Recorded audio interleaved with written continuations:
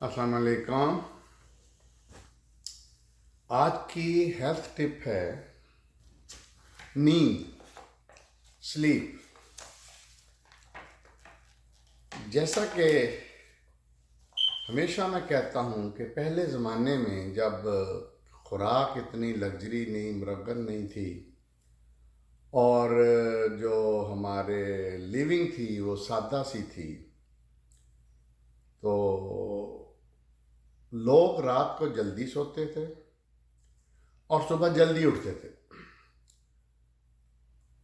वो एक मशहूर है ना मुहावरा, early to bed and early to rise makes a man healthy and wise. कि लोगों को सुबह जल्दी उठना होता था। बल्कि मैंने तो बचपन में जब हम गांव में जाते थे तो बिजली नहीं होती थी, तो इसलिए लोग जल्दी सो जाते थे। कहने का मकसद ये है कि लोग बहुत जल्दी बिस्तरों पे चले जाते थे। हमारे घर में रूटीन ये थी कि इशा की नमाज के बाद सब सोने चले जाते थे। अब ज़माना बदल गया है। अब ज़माना जो है वो मॉडर्न हो गया है, अजीब तरह की मॉडर्निज्म है। लोग लेट नाइट जागते हैं। उसकी वजह जो है पार्टियां हैं, फंक्शंस हैं, टेलीविज़न हैं और इस किस्म की चीज़ें हैं। लोग रात को अब लेट जागते हैं, सॉरी लेट सोते हैं, और जिन्होंने काम पे नहीं जाना होता वो लेट उठते हैं। अच्छा, ये रिवाज अमेरिका में नहीं है। अमेरिका में लोग अमूमन जो वीक डेज, वर्किंग डेज होते हैं, उस वक्त जल्दी सोते हैं क्योंकि सुबह उन्हें 5 बजे उठना होता है। 12 तो लोगों को स्लीपलेसनेस या नींद का भी प्रॉब्लम बहुत ज़्यादा बढ़ता जा रहा है। जिस तरह मैंने बताया था ना कि लोग जो हैं वो दवाइयाँ जो हैं, पेन किलर्स और विटामिन जो है उन्होंने बहुत इस्तेमाल करने शुरू कर दी हैं। इसी तरह नींद की गोलियों का भी रिवाज आम हो गया है। इतना नहीं, लेकिन फिर भी नींद की गोलियाँ तो हमने सुना ही नहीं होता था कि नींद के लिए भी जो गोलियाँ होती हैं।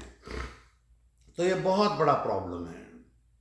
अब इसकी वजूहात देखते हैं कि ये क्यों है। सबसे बड़ी वजूहात तो ये है कि लोग जो हैं वो टेंशन में रहते हैं, वरीज में रहते हैं। जॉब की वरी, फलानी वरी, लोगों में पीस नहीं है, लोगों में सुकून नहीं है। तो जब बिस्तर पे भी लेटते हैं तो अब नींद कहाँ आएगी इतनी जल्दी।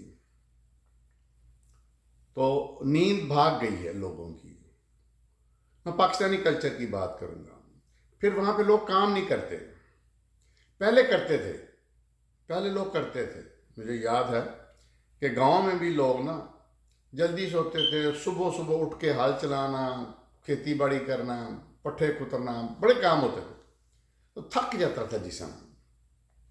अब जो है, अच्छा वो कोई ट्रांसपोर्ट भी नहीं होती थी, गाड़ियाँ भी नहीं होती थी, यानी फैसिलिटीज़ नहीं थी, तो लोगों को आदत थी चलने फिरने की।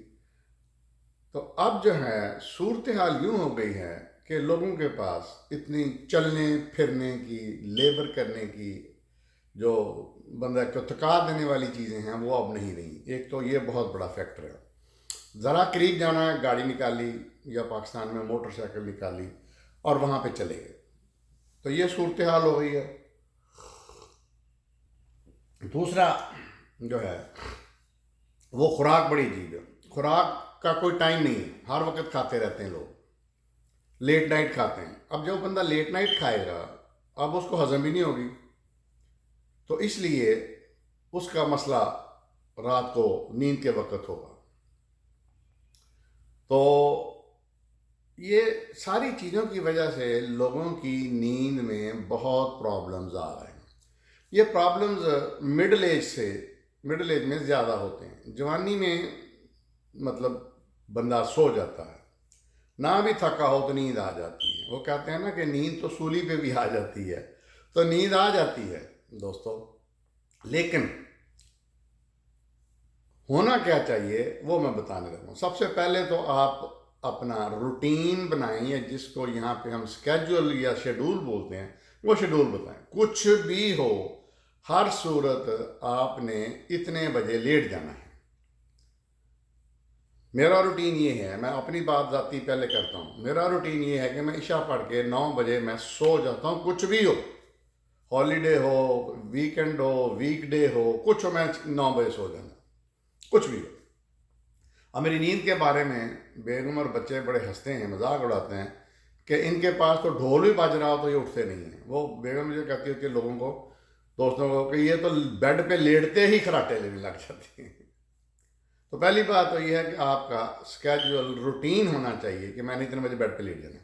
शुरू शुरू में अगर आपकी नींद ठीक नहीं है तो कोई फ़र्क नहीं पड़ता, आप लेटे रहें।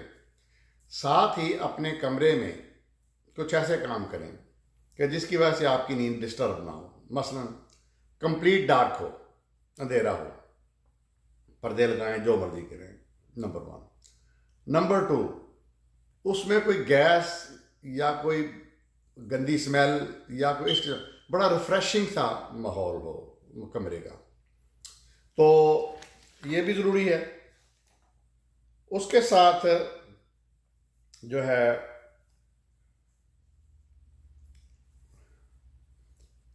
आप के कान जो हैं, मतलब कोई ऐसा शोर ना आए ज़रा सा भी जो आपके कानों को डिस्टर्ब करे और आप नींद खराब हो जाए।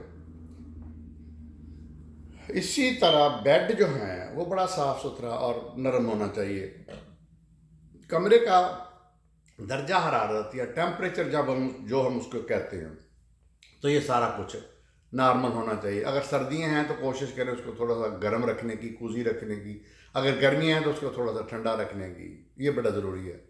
अच्छा, अब दूसरी बात सबसे अहम जो है वो कमरे में वाईफाई, सोने वाले कमरे में, बेड में वाईफाई, इलेक्ट्रॉनिक्स, अपना सेल फोन कुछ भी ना रखें, क्योंकि वो आपकी तवज्जो डिस्ट्रैक्ट करेंगे।